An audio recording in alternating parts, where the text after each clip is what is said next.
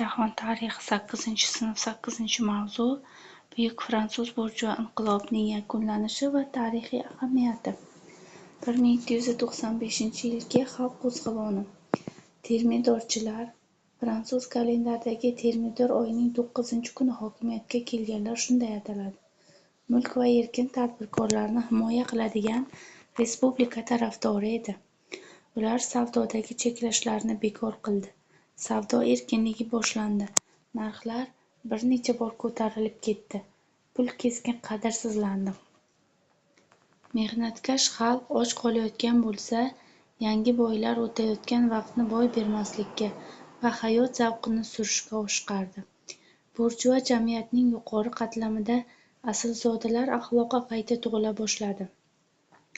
Inqilobiy o'zgarishlar davri tugadi.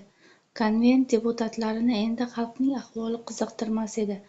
Parijliklar konvent ishiga ta'sir ko'rsatishga urinib ko'rdi. Parij atrofida norozilik kuchayib bordi. Aholi orasida "Xalq uyg'on, payt keldi" degan shiorlar tarqaldi. Shu tariqa 1795-yil aprelda qo'zg'olon boshlandi. Minglab qurolsiz kishilar konvent tomon kelishdi. Kechga borib Milliy gvardiya konventni o'rab olib, xalqni quvib yubordi. Parij qamal holatida deb e'lon qilindi. May oyida bu voqealar takrorlanib, qo'zg'olonchilar konventni egallab oldi. Odamlar oqimi barcha binolarni to'ldirib yubordi.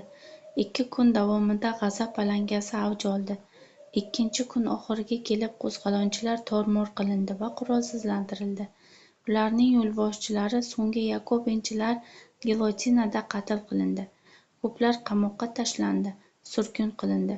Bu qo'zg'olon Buyuk fransuz inqilob davrida aholining so'nggi ommaviy chiqishi edi. 1795-yilgi Konstitutsiya va direktoriya. 1795-yilning avgustida konvent yangi konstitutsiyani qabul qildi. U Fransiyada respublika tuzumini mustahkamladi, lekin umumiy saylov huquqi bekor qildi. Endi qonunchilik hokimiyatni 2 palatadan, 500lar kengashi va oqsoqollar kengashidan iborat bo'lgan Qonunchilik palatasiga berildi. Ijro hokimiyati oqsoqollar kengashi tayinlaydigan 5 kishidan iborat direktoriyaga topshirildi.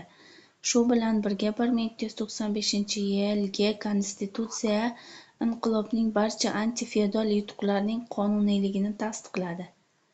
Yangi konstitutsiya monarxiya tarafdorlarini kuchaytirib yubordi. Ular konventga qarshi isyon ko'tardi. Artilleriya yordamida isyonchilarni tor-mor qilgan general Napoleon Bonapart konventning xaloskoriga aylandi. Direktoriyaning urushlari. General Bonapart hokimiyatga kelgan yirik burjuaziya o'zga yurtlarni bosib olishdan manfaatdor edi va direktoriya davridagi Fransiyaning urushlari bosqinchilik xarakteriga ega bo'ldi. Reynning so'l qirg'og'i va Belgiya Fransiyaga qo'shib olindi. Gollandiya esa qaram respublikaga aylantirildi. Bosib olingan yerlarda fransuzlar feodal tartiblarni bekor qildi. Ammo bosib olingan yerlar talandi. Harbiy o'lja sifatida oziq-ovqat va san'at asarlari yuklangan karvonlar Parijga kelib turardi. Bu urushlarga boshchilik qilgan Napoleon Bonapartning mamlakatda obro'si juda baland edi. Ayniqsa Italiyaga qarshi qilingan yurish va uning bo'ysundirilishi Napoleonni juda mashhur qilib yubordi. Bosib olingan yerlarda Napoleon feodal qaramlikni yo'q qildi. Cherkov va ibodatxonalarni ba'zi bir yig'imlardan mahrum etdi. Ma'lum darajada inson huquqlarini mustahkamlaydigan yangi qonunlarni joriy qildi. Napoleonning g'alabalari jamiyatda armiyaning obro'sini oshirdi. Napoleon aynan Italiyada o'zini ichki general emas, xalqning taqdiriga ta'sir o'tkazishga qodir bo'lgan buyuk shaxs sifatida his qildi.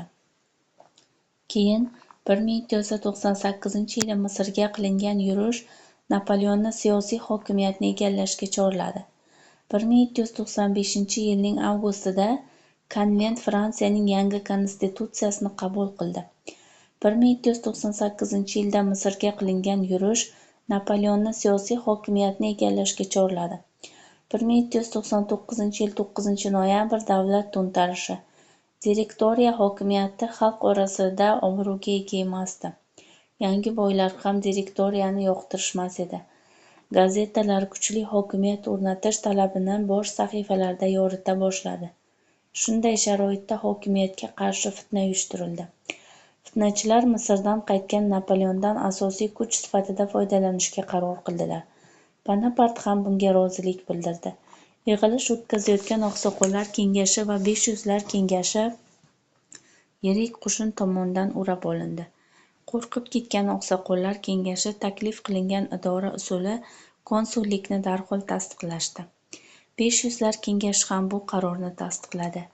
Konsullik 3 kishidan iborat ijroiya hokimiyati bo'lib, ulardan har biri Fransuz Respublikasining konsul unvoniga ega bo'ldilar. Saylangan 3 konsuldan biri Napoleon Bonapart edi. Konsullar respublikaga sadoqat to'g'risida qasamyod qabul qildilar. Fransiyadagi burjua inqilobi nihoyasiga yetdi. Bu inqilob butun dunyo tarixi uchun ham ma'lum ma'noda burilish nuqtasi bo'ldi. Olg'a surgan ozodlik, tenglik, birodarlik g'oyalari butun dunyo xalqlarining keyingi rivojiga arzigulik ta'sir ko'rsatdi. Shuningdek, inqilob tarixi ko'plab xalqlar uchun katta saboq ham bo'ldi. Uning ayovsiz qirg'inlari barcha muammolarni hal etishning vositasi sifatida terrorning qo'llanishi, siyosiy muxoliflarning jismoniy yo'q qilinishi kabilar ham inqilob keltirgan dahshatli reallik bo'ldi. Termidor Fransiyada inqilob yillari qabul qilingan yangi taqvimda oyning nomi konvent, ba'zi mamlakatlarda alohida vakolatlarga ega bo'lgan vakillik organi, direktoriya. Burjua inqilob davrida Fransiyada hokimiyatning kollegial boshqaruv shakli ijroiya hokimiyati. Konsul Fransiyada burjua inqilobi yillari joriy qilingan ijroiya hokimiyatning 3ta rahbaridan biri. Terror qo'rqinch, dahshat, raqiblarni yo'qotish yoki qo'rqitish, aholi o'rtasida vahima keltirib chiqarish. Jahon tarixidan bugungi mavzumiz shulardan iborat. Bizni yo'qotib qo'ymaslik uchun obuna bo'lishni unutmang.